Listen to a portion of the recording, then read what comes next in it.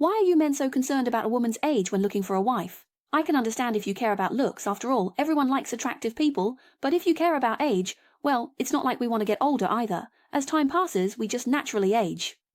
Besides, even if we're a few years older, there is not much difference between us and girls in their early 20s. In our early 20s, we can do what girls can do. We can also act cute and call brothers. We can also be pure, innocent, romantic, and believe in love. Moreover, compared with girls in their early 20s, we have some experience in love and can better understand you. We also have a certain material foundation. Why can't you be more tolerant of older single women like us?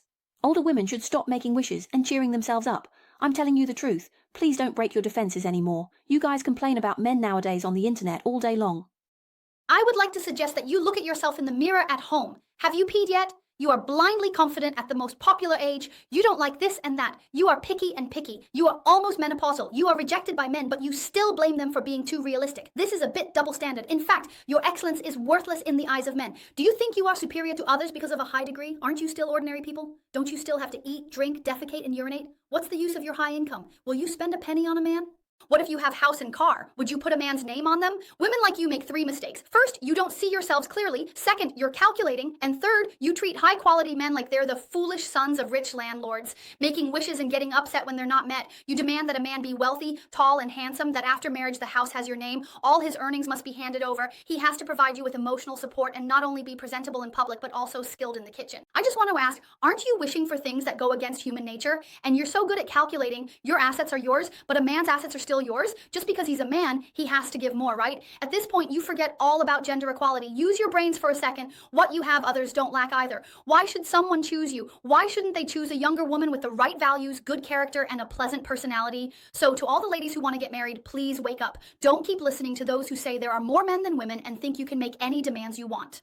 People say that men are all in a rush to get married, while we women aren't anxious at all. We just keep raising our own value, thinking someone will eventually take us. But in reality, there really aren't that many marriageable men of the right age, especially in first and second tier cities. And among those men, even fewer actually want to get married. So women shouldn't be overly anxious, but at the same time, you can't be blindly confident either. It's a simple truth. Everyone likes fresh vegetables. Do you like leftovers? Women over 35 who are still single should absolutely avoid looking for older bachelors. These kinds of people live too independently, too rationally. They're not really looking for a partner at all. What they want is someone to play with, like a doll. This year, I met a woman 3 years older than me. Before we met in person, our conversations online were actually quite pleasant. But after meeting face to face, I had absolutely no desire to see her a second time. Because they live too clearly, too rationally, trapped in their own world and unable to come out of it, they still think of themselves as girls in their early 20s. They feel like the whole world revolves around them, so people like this aren't really looking for a partner at all. Living in their own imaginary world, it's actually very difficult to communicate with them face to face. Moreover, they weigh the pros and cons very carefully. Although society is quite realistic, at the very least, we should be aware that we're no longer young, and we need to consider integrating with society, not just living as if we're characters in a TV drama. We're all ordinary people, so why let yourself settle into a life modeled after TV drama characters? You're already a 34-year-old leftover woman? I absolutely wouldn't consider it. How old are you? I'm 36. You're 36 and born in the 80s. I'm only 34 and born in the 90s, so what? I used to think the same way, but after meeting several leftover women, I realized that most women over 30 have some issues. First of all, their looks have already started to decline. But they still think they look just like their photos, even though those pictures are heavily filtered. Yet they complain that this man is ugly, that man is ugly, acting like no one is good enough for them. And most of these women are difficult to get along with. Think about it carefully. If a woman isn't particularly unattractive, there will definitely be guys pursuing her. You see, you look fine, so why is no one pursuing you? It must be because of your bad personality. The most important thing is, you don't actually care about love at all. Everything is about conditions. Right from the start, you ask if he has a house, a car, what his job is, where he works, his education, how much he earns, whether his job is stable. You don't even ask if you have any common interests or if you get along. You only care about the conditions. Also, at this age, once a woman has dated a man with decent conditions, she'll feel like she's a woman who's been protected by an eagle, and she'll never look at us country dogs. So basically, you're saying you won't even consider women over 30, right? Right? I just can't consider them. Chasing after women who are past their prime is like visiting a grave. I'm out there struggling and getting hurt while she just sits inside without moving an inch. The key thing is, she still expects to take your offerings, and after eating them, she'll tell me, you know what? You've come to the wrong grave. So I'm telling you, Women your age, I just can't even consider them at all. I don't even like you. I actually prefer younger guys born after 2000. Then go find one. See which guy born after 2000 is willing to put a wedding dress on you. The moment when older single women truly break down isn't when their families are constantly pressuring them to get married, nor is it when they have no one to share their daily lives with, or even when they feel too lonely. It's when, after finally deciding to trust someone and finding a partner who seems perfect in every way, they discover that this man actually chooses someone much younger, whose qualities are far inferior to their own. What's even more devastating is that they keep lowering their standards again and again. Yet the other person still doesn't think they're good enough. They believe that because they have good qualities and look attractive, just being a bit more proactive will be enough. But what they never expected is that reality is this harsh. Men only care about a woman's age, and age is something that can't be reversed. Here, I want to advise all the young men and women, it's best to find your life partner while you're still in school.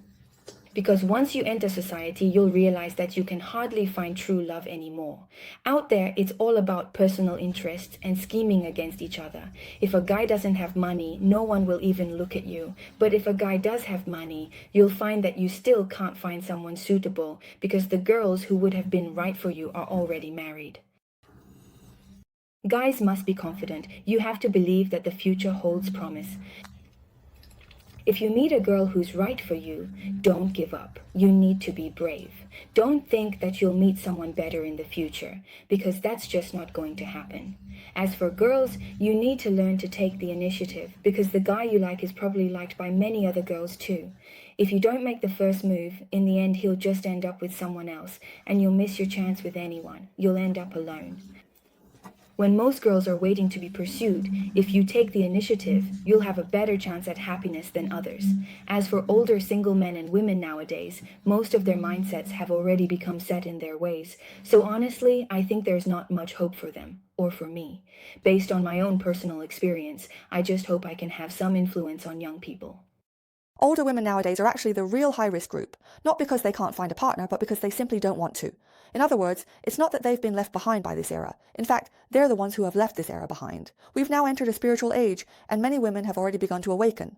In the future, more and more women will come to understand what true love and being loved really mean. So once your mind is clear, you can see the essence of things. For example, if there's a trap ahead and you can't see it, you'll fall right in.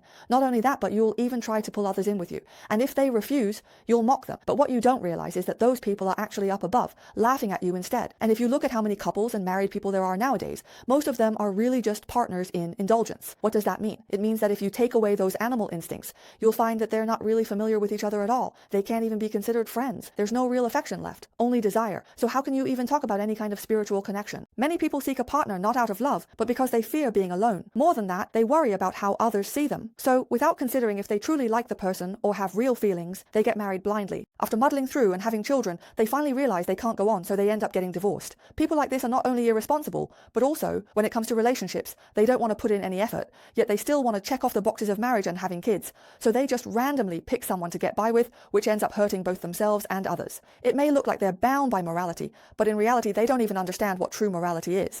If you truly know what you want deep down inside, you would never make things hard for yourself or wrong someone else. The reason so many people's lives are a mess is because they only know what the outside world expects from them, but have no idea what they themselves really want. This is what happens when your mind isn't clear and you don't understand how to live. So stop mocking older women and don't assume they're leftover women or that they're not good enough. In fact, they are the ones with the highest sense of risk awareness. They are the pioneers of this spiritual era. It's precisely because they are so clear-headed and know exactly what they want that they refuse to settle just to meet society's expectations. They simply don't want to let themselves down, and they want to be responsible to others as well.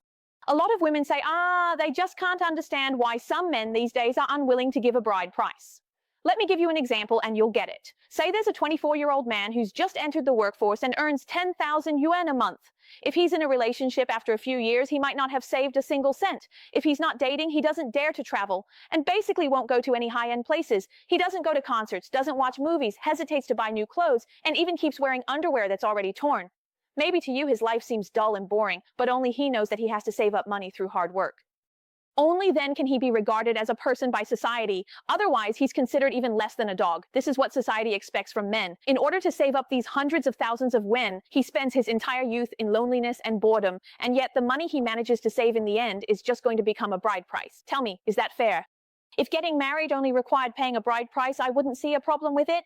But in reality, he also has to buy a car and a house, renovate, buy furniture, appliances, pay for the wedding dress, the diamond ring, the honeymoon after the wedding, and all the future living expenses. Almost all of these costs have to be borne by the man. Buying all these things already drains an ordinary family's finances, and on top of that, you still demand a bride price as your security. So let me ask, who is going to provide security for this young man? Everyone is an independent individual and has the ability to earn money. A sense of security should come from yourself. In this day and age, are there really more high-quality women than high-quality men? Lately, I've heard a lot of discussions about the ratio of high-quality men to women, including in private circles. Some people have asked about this, and whether it's in online forum comment sections or in the inspirational captions of short videos, you can see this everywhere. A conclusion that, in today's era, there are indeed more high-quality women than high-quality men. This includes things like women's purchasing power and the discourse power between men and women. I don't know what the basis is for drawing this conclusion. Maybe people from different social classes have different views on women and access to different data, which leads to different results and perceptions. So today, as an older single woman, I'd like to share my own perspective on what makes a high-quality man or woman. First, I agree with two viewpoints. The first is, modern women's ambition and relatively independent mindset have improved significantly compared to those in the past. The second point is that, in most industries, the top talents are still predominantly men in today's society. So I think the idea that there are more high-quality women than high-quality men is just a facade. First of all, the increasing independence of women is likely inseparable from factors such as the level of education people receive, cultural development, and the progress of society as a whole. In the old society, if you look at history or read books from the past, you can basically sense that there were always some women who were thoughtful, relatively independent, and enterprising. First, their numbers were quite small, and they were basically intellectuals who had received higher education. Of course, at that time, due to the relatively underdeveloped state of the economy and society, this group of women was a minority in that era, very few and far between. So, under the circumstances of that era, people generally saw men as superior to women. This was also a result reflected by the majority, and it was a widely manifested, undeniable fact. Therefore, I believe that a person's cognitive thinking and level of education and culture are, to some extent, directly proportional. As for the idea that there are more outstanding women than outstanding men, that's just a facade. Regarding this viewpoint, I know that after I say it, I might face a lot of criticism and verbal attacks, and I can anticipate that in advance. But this only represents my personal opinion. Why do I say this? If there really were more outstanding women than outstanding men, and we apply this idea to the old times, it's clear that in the social hierarchy, the roles people played would inevitably reflect a survival of the fittest situation. That leads to the conclusion that men in the old days were superior to women in the old days, whether it was in terms of marriage, having children, establishing a family, or pursuing a career. The various roles and responsibilities that were taken on, and even in different fields, it was basically men who took the lead and held dominant positions. This was a very normal phenomenon in the old days. That's because ability and income were what determined a group's status in society. You will be the one allocating resources. Suppose now, in this era, is it really true? If, as everyone says, there are more high-quality women than high-quality men, we can look at it from the following aspects. First, let's look at the issue of relationships and marriage between men and women. In China, when it comes to the overall environment of dating and marriage, men are still the ones shouldering more of the financial burden, whether it's couples who are dating or in love or after getting married. For example, when dating, in most cases, it's the man who pays the bill and gives gifts. And when it comes to marriage, things like the bride price, buying a house, and buying a car are still mainly handled by men. From this, you can see that in the broader context, men are still bearing more of the financial burden. Of course, some people will say that this phenomenon is caused by the traditional preference for sons over daughters, meaning that men have the support of their parents behind them, while women have no one backing them. This is actually part of the reason as well. Women do indeed receive less financial and material support from their parents. So let's dig a little deeper into why, in the eyes of parents, boys are considered more important than girls. I've heard a very traditional way of thinking about this, and I believe this is one of the main reasons, or even the root cause, why most parents favor sons over daughters. Once, during the Qingming festival, I went home and ran into a neighbor. While chatting with me, this elderly lady said that girls are considered outsiders. In the eyes of the older generation, they're outsiders. I asked her why, since both boys and girls are their children. She replied, "Just look around you." There were crowds of people on the road, all busy going to pay respects at their ancestors' graves. Isn't that right? But among all these people coming and going, how many of them are there as daughters going to pay respects at their parents' graves or at their maternal or paternal grandparents' graves? That one sentence from the old lady really made me realize something. It made me understand that indeed, men are born with a certain share of resources from their parents, because in most cases, it's the parents who take their children to visit the paternal grandparents' home during Qingming Festival.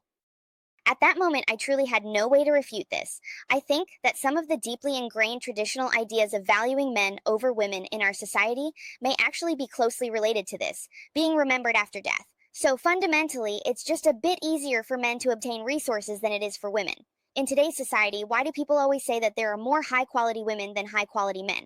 Actually, there's a very obvious situation that can explain this phenomenon. For example, take a man and a woman who both graduate from university. They have jobs with the same income and have worked for the same number of years. During this period, both men and women face the same life rhythm: finding a partner, dating, getting married, having children, and establishing a family and career. Now, let me ask, if both a man and a woman experience a failed relationship at that point, who has the higher starting point, the woman or the man? It's very obvious, there's no need for me to say it. Of course, the woman's starting point is a bit higher. That's because during a relationship, men tend to become gradually poorer, since they have financial expenses and need to invest a lot in their partner. On the other hand, women generally spend less financially during a relationship compared to men. In the public perception, it's usually the man who pays the bill. Of course, what we're talking about here is just the general situation. There are certainly some cases where a woman supports her boyfriend financially in a relationship. That does happen, but it's definitely the minority. So, there's an unpleasant but rather sobering truth in front of us. For some women who want to become wealthier, or at least not get poorer, all they need to do is date a few more times or have a few more boyfriends. But if a man wants to become wealthy, unless he's being supported by a rich woman, he can't achieve the goal of increasing his income or saving money just by dating. As harsh as these words may sound, and I admit some people might criticize me harshly for saying this, but no one is willing to say it out loud, but I want to state this fact. The reality is just like that. Now, let's look at the workplace. If you look at the ratio of men to women in the workplace, whether it's in the most cutting-edge or top-level positions across various industries, the majority are actually men. Men are the ones who control the resources of the society. Top scientists, leading researchers, top hairstylists, designers, industry leaders, top makeup artists, senior managers, corporate executives, and so on. Most of these positions are dominated by men. Are there women? Yes, but very few are standouts. Perhaps the proportion of outstanding women among men and women as a whole has been gradually increasing year by year, but overall it still appears that men are in the dominant position. Most of society's resources are still controlled by men. However, all these factors are closely tied to the inherent biological differences between men and women. It is just like the conception of life in genetic inheritance. Even if a man is reluctant to admit that he can have children, he cannot do it. This is an established fact. So what I want to express in the video is that no matter how good a man or a woman is, they still have to live their own lives in the end. In this era of rapid economic development, more and more women are joining the path of spiritual and economic independence. Then men should also find ways to adjust their thinking on this road and not let themselves fall behind. If we want to make adjustments, how can we balance resources? How can we ensure that in such a highly competitive and intense environment, we can still find a partner and get married just like before, even in this era full of fierce competition? The last thing I want to say is that survival of the fittest is an established fact. It doesn't distinguish between men and women, young or old. Whoever falls behind will naturally be left out and eliminated, just like the current situation with older single men and women. As for older single women, there may be many of them. They choose to remain single proactively. As long as they're willing to lower their standards, they might still find a partner or get married. But for older single men, especially many bachelors in rural areas, and those who are left with no other choice but to remain single because they truly have no money, it's a different story. Even if he wants to get married, he can't lower his standards any further, because there are no women in a worse situation who are still willing to be with him and struggle through life together. Even women whose financial situation is the same as his still aspire to marry up, so it's very difficult for him to find a partner. Now that I'm 40 years old, I can say that if I don't have children soon, it's basically unlikely that I'll ever have kids in this lifetime. But I still firmly decide that I don't want to have a child on my own. There are several reasons for this. The most important reason is that having a child alone carries greater risks for me, mainly financial risks. Because when it comes to raising a child, I did some rough calculations, just some estimates. To properly raise a child, it would cost about 5 million RMB, 5 million yen. Now, if I spent that 5 million and the child turned out to be unfilial or had other issues, then what? Then my venture investment would basically amount to nothing. It would be a failure. Of course, a lot of people might say, how can you think like that? Don't you have any maternal love? Well, I'm just an ordinary person. As an ordinary person, the money I earn is limited, and it's real money. It doesn't just fall from the sky. Of course, I'm going to have some selfish thoughts. I still need to save for my own retirement and take care of my parents. I can't just give up everything for one venture investment and sacrifice all the other possibilities in my life. So, based on this line of thinking, I want to find someone with excellent genes to share the pressure and risks of raising a child with me. But up to now, I actually haven't found such a person, such a suitable person. From this perspective, maybe I just won't have children in this lifetime. Because if I'm only looking to share this risk and end up rushing into marriage with someone just for that reason, then life would bring me another kind of risk, that is, marrying someone I don't actually love. In the future, my days would be unbearable. I don't want to wake up and see someone I don't like lying next to me. After that, we would often argue and fight over all sorts of things in life. Life is so short, just a few tens of thousands of days, so whether I have children or get married isn't really that important to me anymore. Just today, I was chatting with my old best friend. She's about my age, maybe even a few years older. She's also thought about it. She's frozen her eggs too, but she's also considered that, in this lifetime, unless she wins the lottery, unless she wins tens of millions in the lottery, she's not going to have kids anymore. I feel the same way as she does. In the end, even if I don't have children, I wouldn't expect them to take care of us in our old age or to give anything back to us later on. The reason we want to have children is really just to experience what motherly love is like, what that great, profound motherly love feels like. Since we're here in this world, we always want to experience all kinds of joys and sorrows, all kinds of emotions, and all sorts of life experiences. But unfortunately, as ordinary people, you can't be too greedy. It's like how I can't have a Lamborghini or a big villa right now. Does that mean I feel like my life experience is lacking? Actually, as an ordinary person, I already feel like I've experienced enough in life so far. As long as I can live out the rest of my days safely and peacefully,